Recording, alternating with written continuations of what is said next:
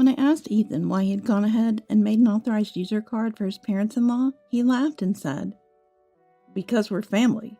Of course it makes sense to have an authorized user card. Got a problem with that? If you knew who married lonely Sophia, you wouldn't say such a thing, right?" His tone was much more arrogant than I'd ever heard before, and I found myself speechless. Was Ethan always like this? "If you're grateful, then devote more to my family. Then I'll consider you as part of the family. Until then, it's like we're only married on paper." I had never heard of a marriage being considered a trial before. Seeing me silent, Ethan pressed on. "That means you're not yet a full member of the family. If you don't like it, you're free to leave any time. For now, our family is just the 5 of us. No place for a useless parasite." Understood. After I canceled all the credit cards and moved out. My name is Sophia, 27 years old, a freelance illustrator. I used to work as a designer at a major advertising agency, but I went independent when I got married 2 years ago, and now I work from home. My parents died in an accident when I was young. I was raised by my grandparents, but I moved back to an apartment close to the city where I lived with my parents when I went to college, and have lived there ever since. I met my husband Ethan at an Italian restaurant where he worked. It was a place with a good atmosphere, reasonable prices, and great food, so my colleagues and I would occasionally stop by. That's when Ethan, a handsome waiter, became a topic of conversation among us. Ethan was indeed attractive.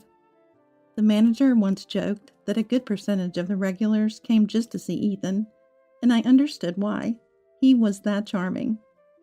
I won't deny that I became one of Ethan's fans, thinking he was cool. He was that noticeable. However, for some reason, we quickly became close, and before we knew it, we were being called a couple, and to my surprise, we ended up getting married. I don't remember much about that time.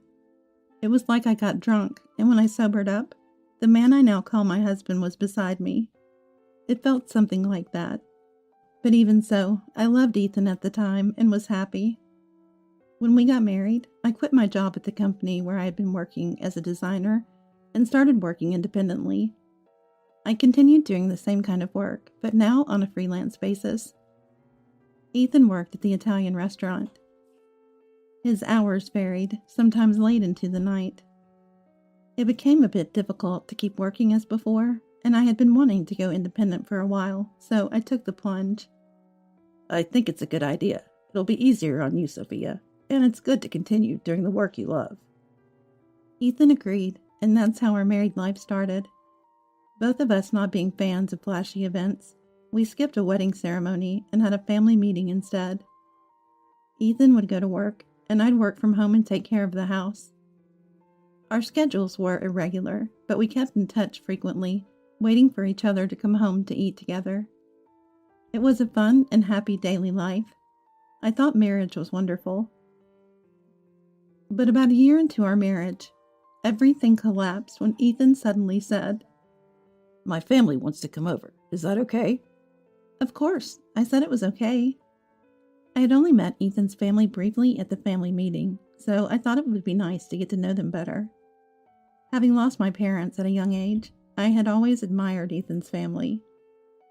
But when Ethan's 4 family members arrived, I was at a loss for words. "Hey, where's my room?"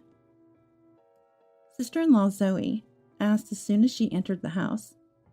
Zoe was 32, 5 years older than me and Ethan, and from what I heard, she worked in a local supermarket. I was surprised by her rude manner, so different from the polite greetings at our first meeting.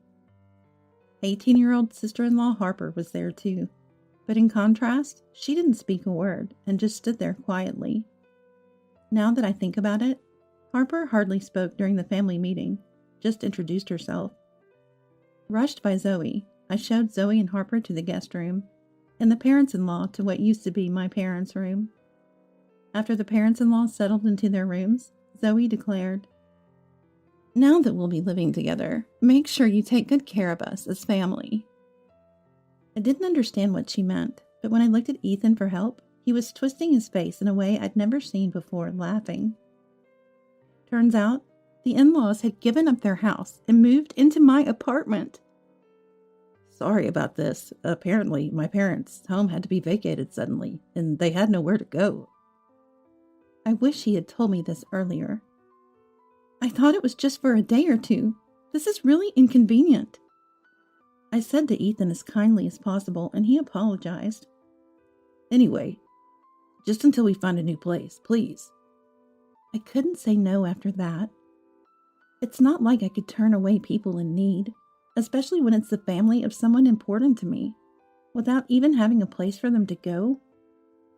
I agreed to live together, albeit reluctantly, after making them promise to look for a place to live as soon as possible. But I would come to regret that decision. Ethan's family showed no restraint. All 4 of them did nothing from the day they moved in, leaving everything to me. There was no sign of them looking for a new place, nor any indication of them working. I asked about their jobs and was surprised again. Oh, I quit that supermarket job.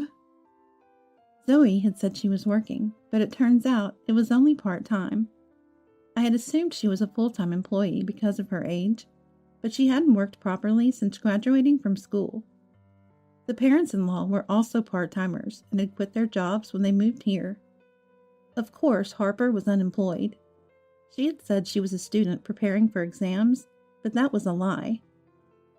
Why work when we're now part of a wealthy family? It doesn't make sense to commute from here to my old job. And why work when you're rich? Wealthy family? Who could that be? When I asked, I got another surprising answer. It's you, Sophia. You got a lot from your parents' insurance, right? And you don't have a mortgage on this apartment. You can live off that. Zoe said this with a laugh. When I protested to Ethan upon his return, he raised his voice in displeasure more than I'd ever seen. Everyone's tired from having to suddenly leave their home. Let them rest for a while. Or do you want to coldly kick out my family? Stunned, I froze, and then Ethan softened his tone. Sorry for yelling. I'm just as troubled, and I'm tired from work today. Understand? Just bear with it a little longer. Ethan was skilled at handling women. Looking back, he had always managed to control women by alternating between harshness and kindness. But at that time, I didn't understand, and reluctantly agreed to endure it a little longer. And the tyranny of the family in-laws only got worse. They treated me like a housekeeper when at home, and demanded money when they wanted to go out. How can we look for jobs without even $1? It's okay, but if we don't find jobs, we'll just have to live here forever. I reluctantly gave them a little money, but they would return having spent it all, likely never having looked for jobs. But if I mentioned that without proof, I would be accused of lying and harassed for hours by the entire family in-laws. Talking to Ethan when he returned did not solve anything. Everyone's frustrated because they can't find jobs. Sorry, just bear with it a little longer. I'll talk to them. That's how he would pacify the situation. After repeating this several times, it felt pointless to even mention it, but gradually they asked for money less often, so it seemed to resolve itself. Of course, the money I gave was never returned. After about 3 months of this, I realized something terrible. Why is the amount charged on my credit card so high? Could it be unauthorized use of my credit card? Upon checking the statement, all the charges were made with an authorized user card. The purchases ranged from food, drinks, books, and games to expensive brand bags and clothes. There were numbers assigned from 1 to 5, meaning 5 authorized user cards had been issued. Currently, the credit card is in my name, with Ethan using 1 as an authorized user. Sophia, you seem better at handling this stuff, and it'd be easier to manage payments if we consolidate. You mind taking care of it? I agreed to manage it, but it seems that additional authorized user cards were issued without my knowledge. The reason the family-in-laws stopped asking for money was because they could now use the credit card for payments and cash advances. Upon learning this, I was understandably upset. When I asked why he had issued authorized user cards to the family-in-laws without asking, Ethan laughed and said, "If I say we're out of money, you complain. So what choice do I have? Besides, you know who married you, right? Can you really say such things to the important family of your benefactor?" I was shocked by his unprecedented arrogance. Was Ethan always like this? "If you're grateful, then devote more to my family. Then I'll consider you as part of the family. Until then, it's like we're only married on paper." I had never heard of a marriage being considered a trial before. Seeing me silent, Ethan pressed on. "That means you're not yet a full member of the family. If you don't like it, you're free to leave any time. For now, our family is just the 5 of us. No place for a useless parasite." That was the moment I truly saw Ethan's true colors. I felt as if all the blood had drained from my body. I considered divorcing Ethan. Or rather, I began to wonder why I had married Ethan in the first place. At first, I just thought he was handsome. Like the other girls, I was just excited about his looks, without any particular intentions. Then one day, when I stepped away to the bathroom, Ethan approached me. "Sophia, you seem a bit different from others, don't you?" I don't know, mystical. Sorry, it's odd to say this to a customer." Gradually, I started to pay more attention to Ethan. Maybe that was all part of his strategy to make me like him. Looking back, it feels likely. Indeed, when Ethan was chatting with us at our table, a colleague jokingly said I was a rich girl living alone in a large apartment downtown. It was right after that Ethan started approaching me. Probably he was eyeing my wealth and this apartment. Ethan was never really my type. To put it nicely, he's trendy. To put it not so nicely, he seems a bit like a playboy. I preferred someone mature with whom I could have a deep, quiet conversation, yet somehow I found myself liking Ethan. It was always a mystery to me. Ethan is what you'd call handsome. He must have been confident in his ability to charm a woman, especially one like me, not used to men and just starting my career. I fell for his strategy and ended up marrying him. Thinking about it made me want to smash everything in the house out of frustration and shame. But I wasn't foolish enough to actually do it. I decided to get revenge, or rather, payback. For that, I'd have to endure this life a little longer. Just as Ethan manipulated me, I manipulate the entire family-in-laws. The apartment I live in was bought by my dad shortly after I was born with a mortgage. It wasn't very expensive at the time, but after a large shopping mall was built nearby, the area developed rapidly, and now it's considered a luxury apartment. My parents, who wanted many children, bought a spacious room so the family could grow. Therefore, even if the family-in-laws moved out, I could manage to live on. But despite the apartment's decent size, having the family-in-laws around was a nuisance, especially since I work from home. Still, I endured it all for the sake of revenge. As Zoe said, there's no mortgage payment for this apartment. My parents passed away. A car accident when I was 3. They collided with a speeding car on the highway. That day, I was supposed to go with them, but I fell ill with the flu, running a high fever. So my grandparents came over to take care of me at the apartment. And then I was left alone. The insurance company took care of the mortgage payments. So the only house expenses I have are the maintenance fees and property taxes. Ethan suggested he contribute just a bit more than those amounts to the household. "There's no mortgage, so if I put in that much, we should be okay with your income, right? We can each use our earnings for personal expenses. Is that okay?"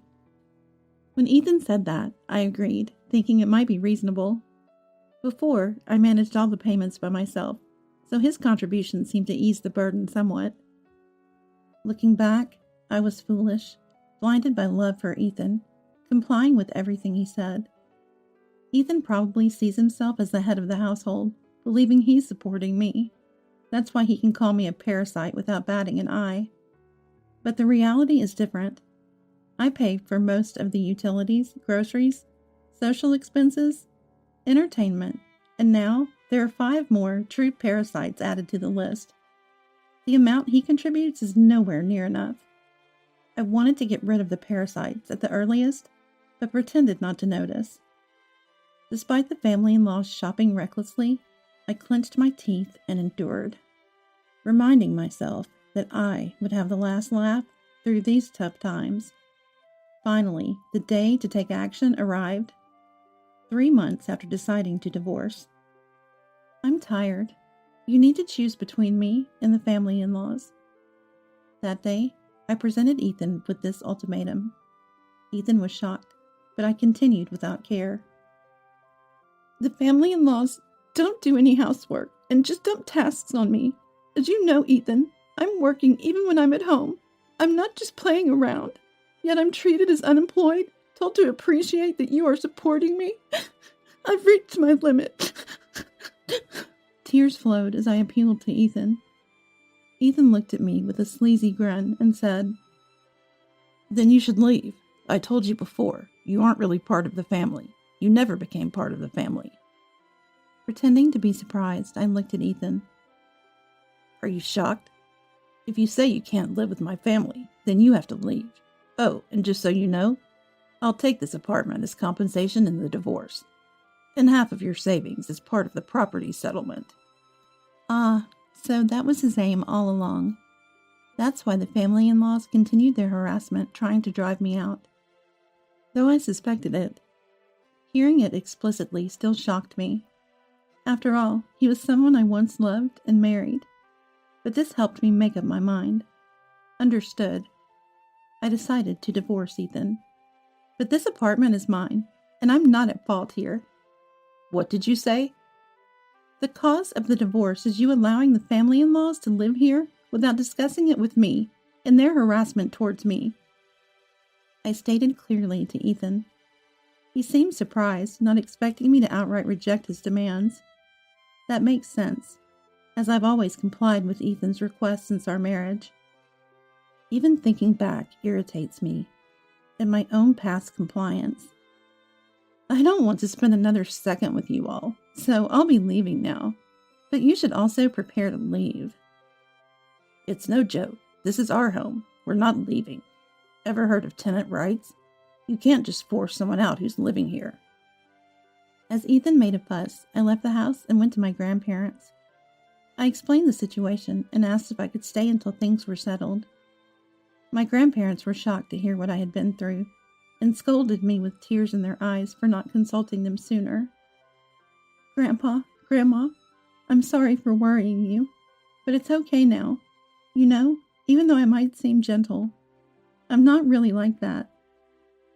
I forced a smile through my tears. The day after I left the apartment, Ethan contacted me promptly. Hey, what was that about? What do you mean? The documents from the lawyer. I was impressed by how quickly the lawyer had acted. I had arranged for the divorce proceedings through a lawyer who, knowing I was leaving the house yesterday, had arranged for the documents to be delivered today. I'm not going to pay any alimony, and I'm definitely not leaving the apartment. Legally, Ethan, you have an obligation to pay, and you have no right to continue living in that apartment. What are you talking about? The apartment is mine too, since we're married. If you insist, pay me half the money to buy me out. His claim made no sense. Talking this way won't resolve anything. Please communicate through the lawyer from now on. I hung up, not willing to discuss any further. Expecting another call tomorrow, but I had no desire to talk today. Sure enough, he called again the next morning. Hey, what's the meaning of this? The same line as yesterday. What do you mean? My credit card's been canceled. What did you do? I canceled it. That credit card was mine, and you were just an authorized user, remember? Yes, I had switched all contracts to another credit card and canceled the old one before leaving. Once I cancel it, of course the authorized user card would stop working. I was making payments too. Yes, for the apartment's maintenance fees and property taxes, and only for the first 2 months. It's not much, but I can deduct that from the alimony if you like. His indignant shout came through the phone. Indeed, Ethan had only made payments for the first 2 months. He had made various excuses and stopped paying, forgetting he had made those payments, showcasing his poor memory. But that no longer mattered to me. People I'm cutting ties with, no matter their memory capacity, no longer concern me. So you'll need to pay half of all the living expenses I've covered. I've kept a detailed household ledger, which I'll submit as evidence. Then divide the savings fairly, too. It's marital property. Sure, I understand. We'll divide it fairly. After saying that and receiving a parting shot, the call ended. Hey, what's the meaning of this? A few days later, he called again with the same line. His lack of vocabulary was evident as his memory issues. What do you mean? The division of marital assets. Why is there nothing? Sophia, you have a lot from your parents' insurance, right? Ah, so he thought that. I explained politely that my savings before marriage do not count as marital assets, and that there are no savings after marriage, so naturally the amount is 0. Don't lie. If you think it's a lie, why don't you consult someone? Anyway, from now on, please communicate everything through the lawyer. We won't be talking directly anymore. Goodbye. I hung up and blocked Ethan's number. 2 months after I left, Ethan and the family-in-laws finally moved out of the apartment. Not because they had a change of heart, but because they could no longer afford to live there. Firstly, Ethan's income alone wasn't enough to support a family of 5. That was to be expected. They had freely used my credit card for shopping sprees, and were not about to start economizing now. I had intentionally allowed them free rein with the credit card, knowing it would come to this with the family-in-laws. They began to demand shopping from Ethan, and, when he refused, resorted to stealing money from his wallet. Even when Ethan got angry, they blamed him for my departure and ganged up on him. Then, the electricity, gas, and water were all cut off. Of course, I had arranged for their termination, citing no immediate plans to return. Ethan tried to have the services restored over the phone, but the property was in my name, and they wouldn't listen to someone unrelated to the owner. The family-in-laws couldn't stand the intense heat and left the apartment. I don't know where they went, nor do I care to know. Ethan tried to stay until the end, but eventually gave up due to the lack of electricity and inability to shower. The divorce negotiations proceeded quicker than expected. Not because Ethan had a change of heart and agreed to the terms, but because he made a significant mistake. He cheated before our divorce was finalized. Or perhaps he felt confident enough to start such behavior early on. He boasted about owning a luxury apartment in a prime city location to lure young women. Despite the family-in-law's presence, he had been engaging in such actions even while they lived with him, and they seemed indifferent to it. Given his good looks, I had suspected such activities. Before leaving, I had installed cameras in several places around the house, which captured all the evidence needed. Ethan underestimated me, to say the least. I demanded a significant sum as compensation in the divorce for his bringing the family-in-laws into our home without my permission, making me pay for the authorized user card they used, driving me out, and cheating. Ethan paled at the amount and desperately sought reconciliation, but I had no intention of going back. Knowing he couldn't pay, I aimed to have him incur as much debt as possible. When I threatened to sue for fraud over the unauthorized creation of the user card, he reluctantly agreed. I hope he manages to pay off his debt. The divorce is finalized, and I'm still staying with my grandparents. I haven't decided what to do with the apartment yet. I might even sell it. Although it was a precious gift from my parents, with no memories of them, and after everything that's happened, I think they would understand if I let it go. My work as an illustrator is slowly picking up. While I might live alone again, it's a good era to work remotely from my grandparents' home. I'll indulge in their care a little longer before taking a firm step forward. This time, I hope not to be deceived by a man's looks and find a partner with whom I can share my